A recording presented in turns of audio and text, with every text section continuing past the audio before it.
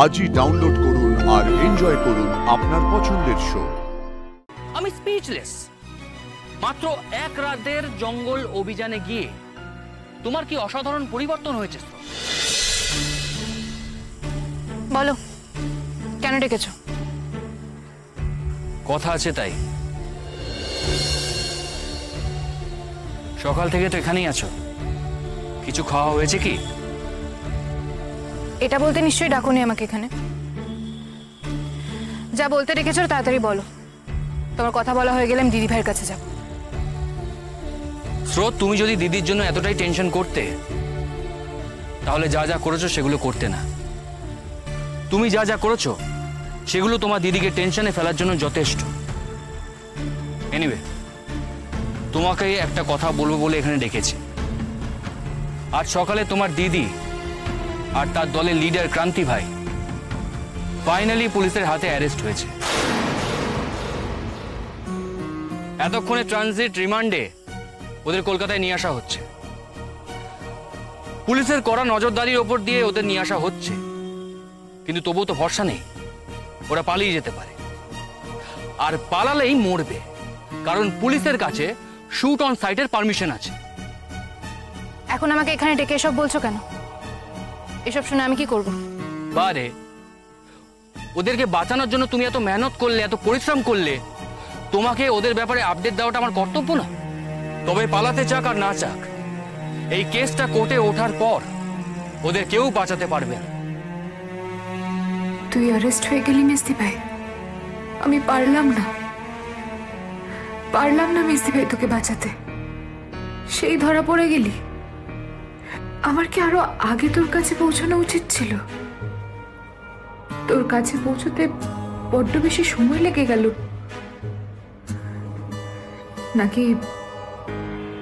নাকি আমি তোদের কাছে না গেলে তোদের সুবিধে হতো? আমার জন্যই তোরা বিপদে পড়ে গেলি না তো? পুলিশ কি আমাকে ফলো করে তোদের অব্দি পৌঁছলো? কি হলো স্রোত, বাকরুদ্ধ হয়ে গেলে যে? কি ভাবছো মেজদিকে বাঁচানোর তোমার এই দুঃসাহসিক অভিযান বিফলে গেল, তাই জন্য শোক পালন করছো বুঝি? ভিজিটিং আওয়ার্স কটা অবধি? আমার কথাটা না শোনার ভান করছো তাই তো? কিন্তু স্রোত, আমি তো তোমাকে এই কথাগুলো শুনিয়েই ছাড়ব। পুলিশের সঙ্গে আমার এই ক্র্যাকডাউনে থাকার কথা ছিল, কিন্তু দিদির খবর পেয়ে আমাকে এখানে চলে আসতে হলো। পুলিশ যখন আমাকে এই খবরটা দেয় তখন আমি সঙ্গে সঙ্গে এই প্ল্যানটা চেঞ্জ করি। এই ক্র্যাকডাউনে থাকার জন্য সেমিনারের লাস্ট দিনটা আমি অ্যাটেন্ড না করে চলে আসি। কেন বলো তো? কারণ অনেক দিন ধরে আমি এই দিনটার অপেক্ষা করেছি। আমার প্রথম মিশন সাকসেসফুল হয়েছে। আমার স্ত্রীকে যে গুলি করেছে সে আর তার ষড়যন্ত্রকারীরা ধরা পড়েছে। এবার আমার সেকেন্ড মিশন শুরু হবে, ওদের শাস্তি। ঝাড়ে গোষ্ঠীতে ওদের সমূলে নিকাশ করা, যেমন করেই হোক ওদের ফাঁসির মঞ্চে তোলা। কংগ্রাচুলেশনস ডক্টর সার্থক সেনগুপ্ত। কি হলো, তাকিয়ে আছো যে? থ্যাংক ইউ বলবে না? এই যে তোমার মিশন সাকসেসফুল হওয়ার আনন্দে তুমি টকবক করছো, সেই কারণেই শুভেচ্ছা জানালাম। তোমার তো আমাকে একটা থ্যাংক ইউ জানানো উচিত, তাই না? এনিওয়ে, তোমার যা যা বলার ছিল সেগুলো যদি বলা হয়ে গিয়ে থাকে, এবার আমি আসতে পারি? তো তুমি এত বাড়াবাড়ি করার পরেও এইভাবে কথা বলছো আমার সঙ্গে? ক্রাইমকে সাপোর্ট করাটা আরো বড় ক্রাইম। তোমার দিদি আর তার দল নোটোরিয়াস ক্রিমিনাল দল, তারপরে তুমি এইভাবে কথা বলছো আমার সঙ্গে। এমন ভাব করছো যেন ওদের ধরিয়ে দিয়ে আমি দোষ করেছি। গতকালটা আমার জীবনে না আসলে হয়তো এই কথাগুলো আমি বলতাম না, কিন্তু আজ আমার যা মানসিক অবস্থা, আমার এই কথাগুলো বলতেই হচ্ছে।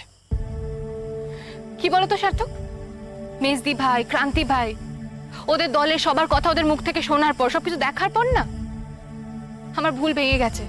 তার আগে আমিও ভাবতাম, আমি তোমাদের মতন গড়পড়তা মানুষের মতন একই কথা ভাবতাম যে ওরা ক্রিমিনাল, ওরা ডাকাত, ওরা সমাজের শত্রু। কিন্তু না, আমার চোখের এমন একটা দিক খুলে গেছে যেটা আগে কখনো খোলেনি। আমি ওদেরকে বুঝেছি, সবকিছু জানার পর ওদেরকে রেসপেক্ট করছি। রেসপেক্ট করছো? ওদের হাতে গুলি খেয়ে তুমি তুমি ওদের শ্রদ্ধা করছো? বাহ, এক রাতের মধ্যে এত উন্নতি হয়ে গেল। কি এমন দেখলে এক রাতের মধ্যে? হ্যাঁ মানছি, ওদের কাজের পদ্ধতি তোমাদের সো কল সভ্য মানুষের নিয়মের বাইরে, কিন্তু তাতে ওরা যে কাজটা করতে চাইছে সেটা ভুল হয়ে যায় না। ওরা যে কাজটা করতে চাইছে তার জন্য দম লাগে, অনুভূতি লাগে, অন্যের জন্য বাঁচার স্পিরিট লাগে। আমার শহুরে ঠুলি পড়া চোখে প্রথমে সেটা ধরা পড়েনি। রিয়েলি? তা কি স্পিরিট এক্স্যাক্টলি দেখলে ওই ডাকাত দলে? হ্যাঁ, অনেক কিছু শিখেছি, বুঝেছি, দেখেছি, অনেক কিছু জেনেওছি। যে জল জঙ্গল মাটি থেকে আমাদের শুরু, এই প্রকৃতিকে দিনের পর দিন আমরা ধ্বংস করে ফেলছি। আর কেন? নিজেদের ধান্দায়, শুধু মুনাফা আর মুনাফা। তার জন্য আমরা পাহাড় ধসিয়ে ফেলছি, নদী বুঝিয়ে ফেলছি, জঙ্গল কেটে সাফ করে ফেলছি। শুধু টাকা চাই আমাদের, টাকা। শুধু নিজেরটুকু ভাবতে শিখেছি, পরবর্তী প্রজন্মের জন্য শুধু নরক ছাড়া আর কিচ্ছু রেখে যাচ্ছি না। আমি শুধু নিজেরটা ভাবতে শিখেছি, কিন্তু গতকাল ওখানে গিয়ে আমি শিখলাম কি করে নিজের স্বার্থের গণ্ডি পেরিয়ে, নিজের কথা ভুলে গিয়ে, মৃত্যু মাথায় নিয়ে জল জঙ্গল মাটির জন্য লড়াই করতে হয়। জানি না এই শিক্ষাটা আমি কতটা কাজে লাগাতে পারবো, কিন্তু এত কিছু শিখেছি, জেনেছি যে তোমাকে বলতে ইচ্ছে করছে। শুধু তোমাকে না, আমার চিৎকার করে সবাইকে বলতে ইচ্ছে করছে। তোমার এই ডাকাতরা কি করে জানো? শীতে যাদের গায়ে এক চিলতে কাপড় থাকে না, নিজের গায়ের জামা খুলে ওদেরকে দিয়ে দেয়, নিজের পাতের ভাত অভুক্তদের পাতে তুলে দেয়, মুমূর্ষ রোগীদের রাতের অন্ধকার তুচ্ছ করে চিকিৎসা করতে নিয়ে যায়। হ্যাঁ, ওদের হাতে অস্ত্র থাকে, কিন্তু ওদের এই লড়াই কাদের বিরুদ্ধে? সেই আড়তদারদের বিরুদ্ধে যারা গরিব মানুষের খাবার ছিনিয়ে নেয়, সেই আড়তদারদের বিরুদ্ধে যারা একটা সময় ক্রিমিনাল ছিল। এখন তোমাদের সমাজ তাদেরকে মর্যাদার আসনে বসিয়ে ক্রান্তি ভাইয়ের মতন মানুষদেরকে ক্রিমিনাল বানিয়েছে। Wow, nice! আমি মুগ্ধ, আমি স্পিচলেস। মাত্র এক রাতের জঙ্গল অভিযানে গিয়ে তোমার কি অসাধারণ পরিবর্তন হয়েছে। ভাগ্যের সেই পরিবর্তন আমাকে স্বার্থপরতা ভুলিয়ে অন্যের জন্য বাঁচতে শেখাচ্ছে। তাহলে কিছু মানুষ তো প্রেমিক স্বামী থেকে পরিবর্তিত হয়ে একটা জঘন্য, সন্দেহপ্রবণ, ডমিনেটিং মানুষ হয়ে ওঠে।